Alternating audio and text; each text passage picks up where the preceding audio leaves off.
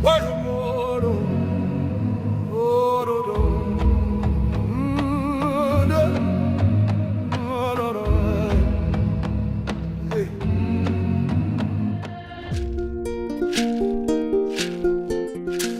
name is Elvis Sechibule. I come from the Lion clan.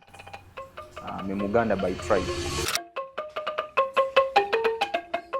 Sechibule is a name synonymous to the people of the Lion clan. And that's actually my identity. Our main role in the kingdom were the ones who make Mujaguzo. Mujaguzo is a royal drum in the kingdom of Uganda. The chief called Chirega is responsible for that in our clan.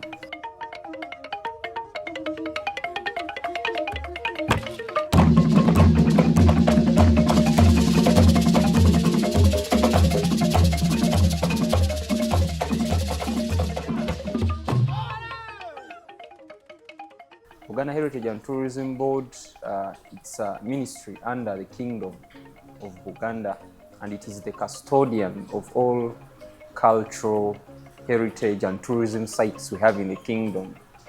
These sites include the King's Palace, we have the Royal Tombs of Kasubi, we have the Royal Mile, we have the King's Lake, we have Bulange Parliament, and the Buganda Museum, which is in the making where we are currently.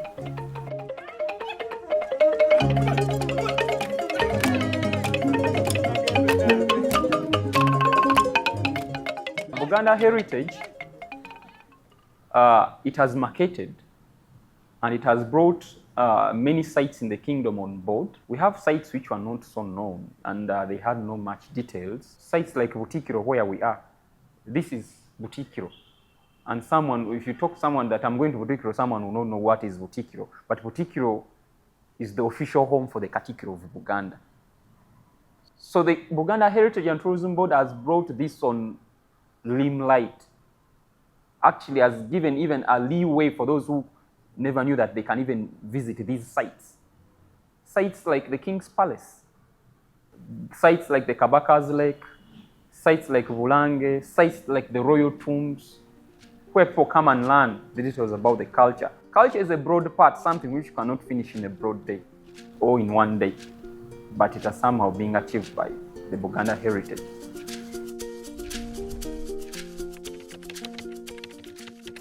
Buganda, this is one of the oldest societies we have here in Africa. You cannot talk about East Africa and Uganda when you do not mention about Buganda. It almost makes a quarter of the population of the people of Uganda.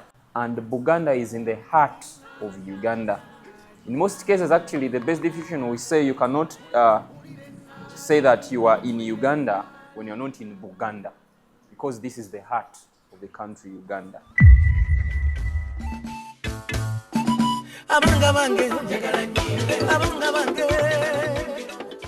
We cannot talk about Buganda when we not talk about the king, because the king is Buganda. Yes, if the king is away, then we don't have Buganda. That's what makes it unique from other kingdoms.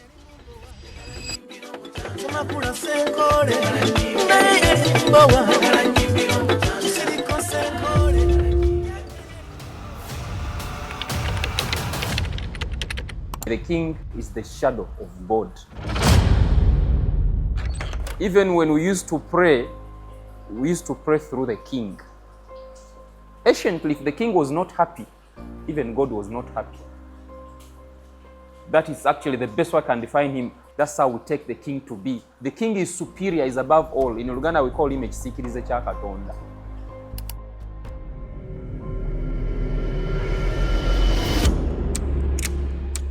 Buganda is more outstanding when it comes to the issues of the king.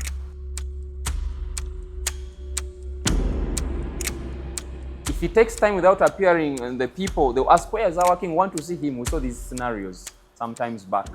And people will bring out pressure and say, we want our king. We had a scenario 2020 when it took time without appearing, the people, and there was a lot of pressure mounting. That pressure mounted even to the Katikiro of Buganda. It even forced the king where he was to come out and speak to his people.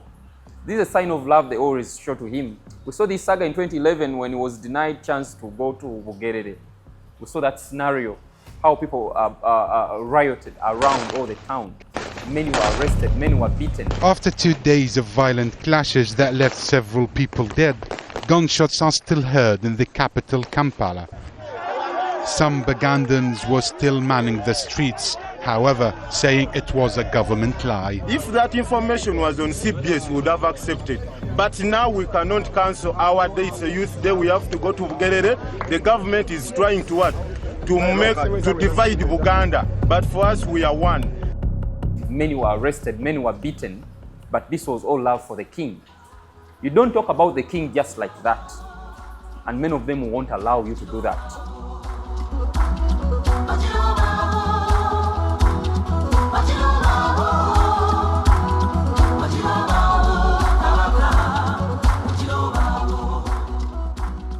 This is the palace where we are placed into work the Pigeonhole Constitution for the abolishing of the kingdoms when it was officially turned into a barracks and soldiers were living here. It is imperative for us to know that between the period of Idi Amin and Obote, we had no kingdoms. This palace was turned to be a barracks known as Malire, where soldiers used to keep their weapons and also themselves where they used to stay.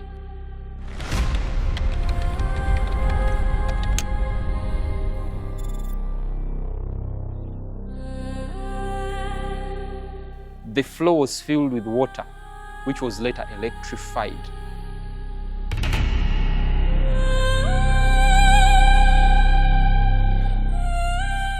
Where people were made to stand and electrocuted. Most of them died from here. And others were even locked up in the cells. Others were shot directly in the head. Others were starved for days. So that's what literally actually happened here. We just estimate 25,000 Ugandans who were tortured and killed. We are currently at the torture chambers of Idi Amin, one of the most visited places we have here in Kampala. This torture chamber is located in the King's Palace compound, 50 meters from the palace. This was constructed by the Israelis as a bunker for storage of the military tools. This was not built as a torture chamber. It was constructed as a bunker or an armory. But after 8 months, he turned an armory to a torture chamber when he started capturing those whom he suspected to be against the government. They could arrest wherever you are, they turn your arms at the back, blindfold you, park you in the boot of the car, then drive you around the town for some good hours to mentally distract you, so that when you reach here, you cannot tell where you are. Actually, over 25,000 Ugandans lost their lives from here. Hello, my name's Joe. I'm from the UK. This is the first time I've ever come to Uganda, Idi Amin's torture chamber. Obviously, it's very dark, very sad. A lot of people were tortured and lost their lives. And to go into a place like that, it gives you a very strange feeling. Some of the features have been quite interesting. The tour was very good we were taken on. We were shown Idi Amin's car, 3 different makes of car, and then sadly the torture chambers as well, the old armory that he repurposed into a torture chamber, which has quite a lot of sad stories. Down in the torture chambers themselves, definitely was something that I was not really expecting. This sort of sense of what the place was like. It was quite a dark place to be, felt quite you could feel the emotion of the terrible things that had happened there. But Buganda is more like the heart of Uganda, you know? It's the urban capital.